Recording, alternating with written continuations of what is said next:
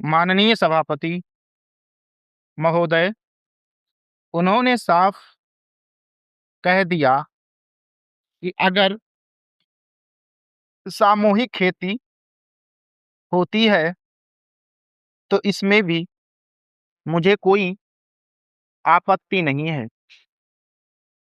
मैं यह कहना चाहता हूं कि इस बिल को देखने से यह साफ स्पष्ट होता है कि उस सहकारी समिति के जितने सदस्य होंगे वह अपनी अपनी जमीन को एक साथ कर लेंगे और अगर समिति से निकालना चाहेंगे तो एक साथ अधिक जमीन उसको नहीं मिल सकती।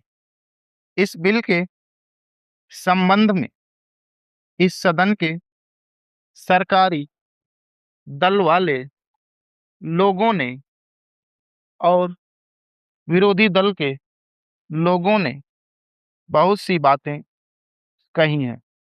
जैसा कि यह बिल है, इसको अभी समिति के सामने विचार के लिए जाना है और वहां से विचार होने के बाद यह इस सदन के सामने फिर से विचार के लिए पेश किया जाएगा। तब माननीय सदस्यों को पूरी तरह से यह अधिकार होगा कि जहां तक इसमें दी गई बातों का संबंध है उसमें परिवर्तन ला सकते हैं या उसको हटा सकते हैं। कल से जो बातें हो रही हैं वह सब नोट की गई और मैंने बहुत सी बातों को सुना है। इस समिति में उन सब बातों पर विचार किया जाएगा।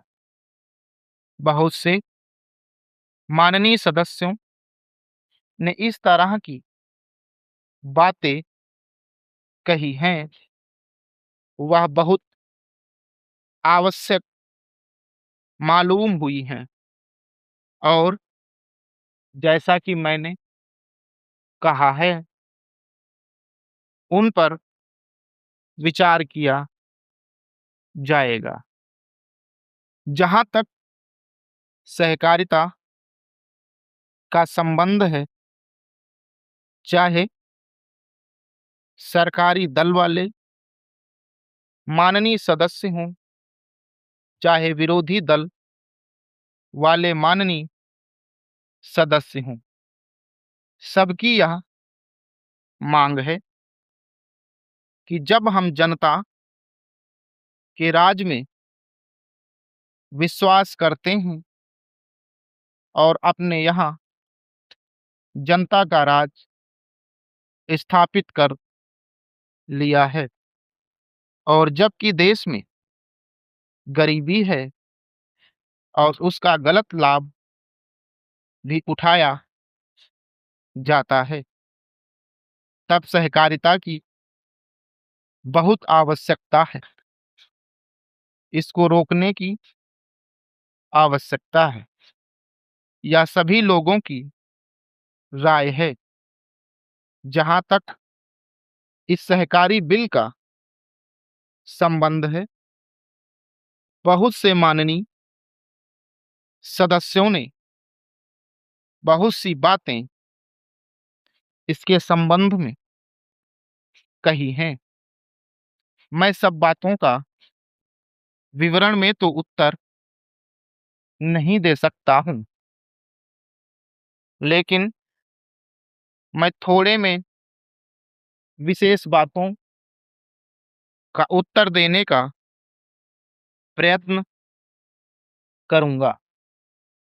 जैसा मैंने अभी कहा, जब हमने अपने यहाँ जनता का राज स्थापित किया तो हमें अपने समाज के ढांचे को बदलना पड़ेगा। हमारे यहाँ गरीबी और अमीरी चली आती है।